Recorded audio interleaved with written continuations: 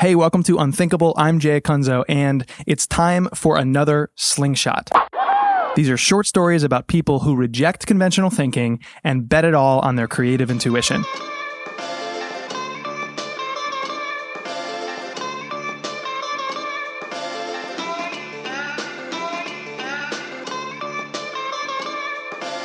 The two founders of the company were in the audience, and which was initially kind of terrifying because there's a lot of potential to tread on some people's toes when you're giving a talk in front of people who give many talks. But at one point I looked over and one of them was doubled over with laughter and the other one was nearly in tears, and I was like, okay, I think I'll have my job on Monday.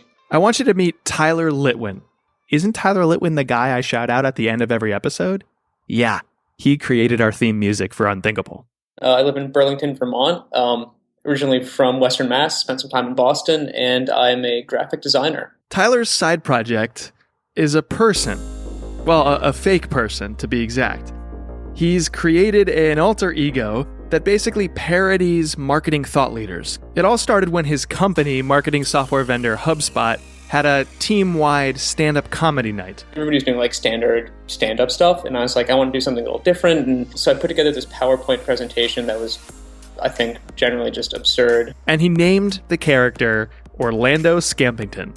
The general idea was a classic sort of Superman and Clark Kent type situation where the only thing that distinguishes me from Orlando is a pair of glasses with no frames. He dresses in the standard fare of a thought leader. It's the jeans and a button-down shirt and a blazer and glasses, and all kind of roll into one blowhard character. When you first walked up there to deliver the stand-up to your company, a company that operates in a field that is known for having these individuals, some of whom are in the crowd, according to their own thoughts of themselves.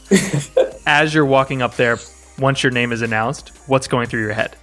I was trying to remember how to file unemployment, because I'd done that, but not in the recent past. So I was like, this is not a great idea. Tyler marched up on stage in front of his entire company and became this guy. The second circle is a fear of bats or snakes. Now, bats and snakes are very small, very agile. They can be anywhere and strike at any time. You can see why it's a strong motivator. The third circle is a combination. Now, the puppy activates our nurturing instinct, which is very primal, while the balloon engages us on a more floaty level. And the fourth circle is, of course, free guacamole. Animals have no concept of leadership. There's no CMO of dolphins. There's no VP of ants. Raccoons understand representative democracy, but they function more in a feudal... My point is this. How do we fool those who follow us into trusting us? Just a taste of Orlando's infinite wisdom. Bear with me.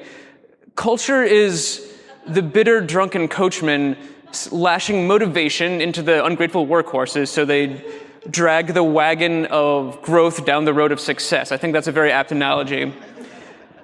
So you get the idea. He's a man of little substance, but plenty of maybe not so deserved gravitas.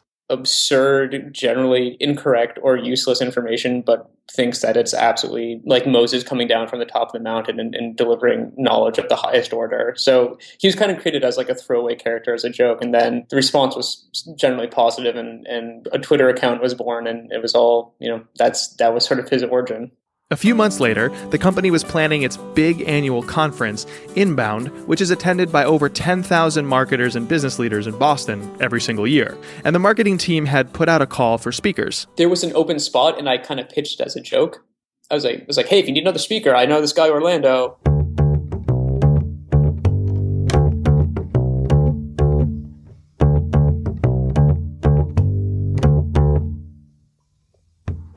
Tyler says that maybe 20% of the room got the joke right away. And then there's a small percentage of people who I saw them taking notes for the first 30 seconds, and then by the second or third slide, Like one of them, like one person closed their notebook, the other person was packing their bag, and then, you know, maybe a minute or two in, there was like a minor exodus of people who are like, what is this?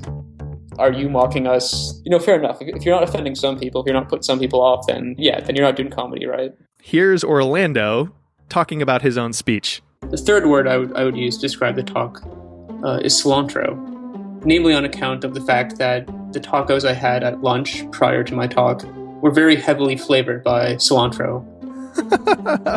Okay. Back to Tyler for a second.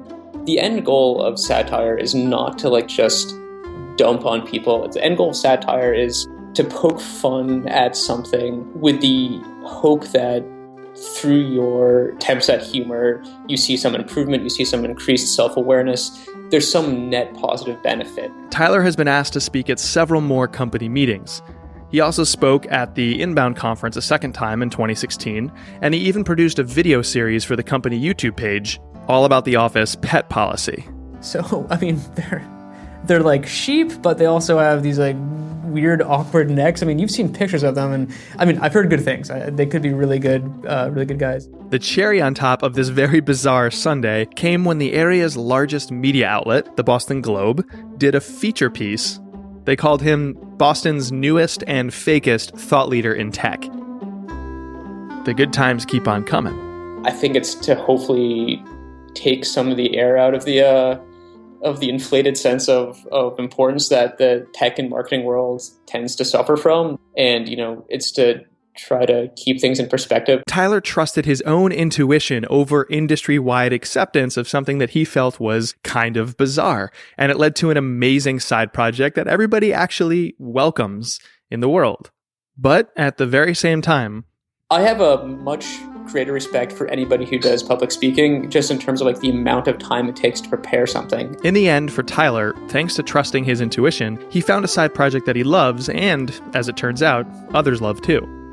And while everybody can appreciate Orlando at face value because he's so funny, there's something deeper and more meaningful happening beneath the mask or the hipster glasses. I suppose that a successful routine plants some questions. In somebody's mind, it plants like a level of like healthy skepticism. Do I really think that startups are like as important as this person professes, or do I really think that this app is on par with religion, medicine, and government in terms of, you know, being a pillar of society? That's sort of the most altruistic way I can think about Orlando Scampington. But at the end of the day, like the end goal is for me to put myself on stage and be a jerk in public and fulfill whatever sadness there is in my soul by dancing around like a fool on stage and doing this thing.